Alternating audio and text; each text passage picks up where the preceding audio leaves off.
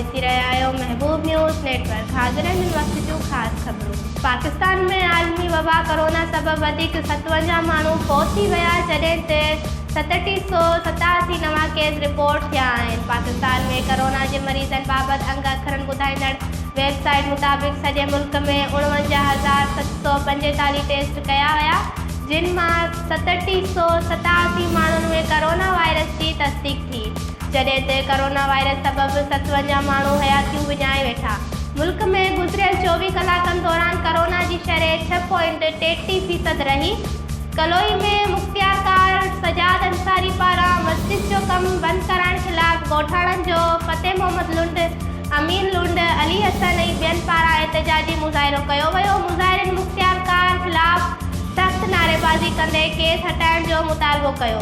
हुननि चयो मुख्तियारकार सजाद अंसारी पुलिस घुराए धमकियूं ॾेई मस्जिद जो कमु बंदि कराए छॾियो आहे, जंहिंजी असां सख़्त लफ़्ज़नि में मज़म्मत कयूं था। हुननि DC थरपारकर, सीशन जज मिठी ऐं आला इख़्तियारनि खां मुतालबो कयो त मामले जी शफ़ाफ़ इंक्वायरी कराए मस्जिद जो कमु ॿीहर बहाल करायो वञे। सिंध तरक़ी पसंद पार्टी चेयरमैन ऐं सिंध एक्शन कमेटी अॻुवान डॉक्टर कादिर मगज़ी चयो आहे त नवाबशाह में PP कारकुननि असांजी रैली ते हमिलो कयो। 5 सेप्टेम्बर ते नवाबशाह में सिंध एक्शन कमेटी जो जलसो थींदो। कंहिंजे बि पीउ खे ताक़त न आहे त असांखे जलसे खां रोके। हैदराबाद में प्रेस कॉन्फ्रेंस कंदे डॉक्टर कादिर मगज़ी चयो त सिंध खे यर्गमाल बणाइण जी कोशिश कई पई वञे। बैरिया टाउन इंतिज़ामिया ऐं PP गॾिजी बैरिया टाउन ते हमिलो कयो ऐं केस असां ते कया विया। आसिफ ज़रदारी ऐं बिलावल बैरिया टाउन इंतिज़ामिया सां मिलियल आहिनि। PP सिंध में मज़ाक बंदि करे।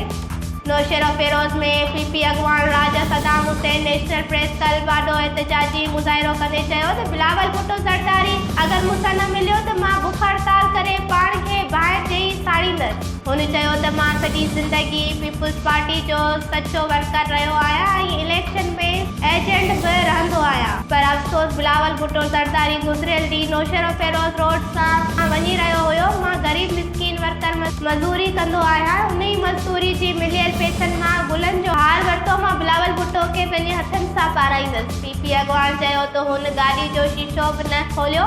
अफ़सोस पार्टी जी वर्दी बि पातल हुई।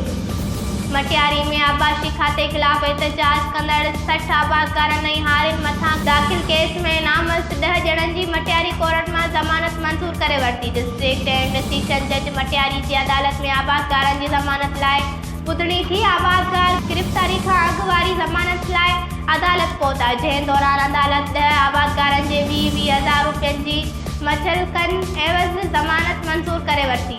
ज़मानत थियल आबादकारनि में नवीद समो, नसरुल्ला समो, अयूब समो, वसी समो, अब्दुल गनी समो, मुर्तज़ा ॾेथो, मौसूल लड़को ऐं ॿिया शामिल आहिनि। यादि रहे त हिकु ॾींहुं अॻु सेखार थाणे ते सब engineer Tajpur sub division Abdul Ghani Khaskheli case दाख़िल करायो हो, जंहिं में पाणी चोरी करण सरकारी कम में रुकावट विझण अमले खे यर्गमाल बणाइण जा क़दम शामिल कया विया हुआ।